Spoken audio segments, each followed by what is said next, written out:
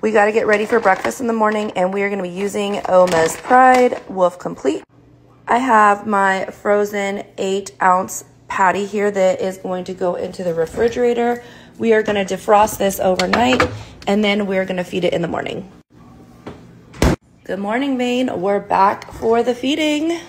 Now that this has been defrosted, we're going to open it up and portion it out into our bowls. Here's what it looks like when it is defrosted. It never loses the beautiful color or texture of the meat like I've seen in some other brands. Because we're mixing this with kibble, it will last us a few days. So I'm going to put it in a little refrigerator safe container, and we're going to put it back into the refrigerator. Okay, and here are what our bowls look like when we're ready to feed.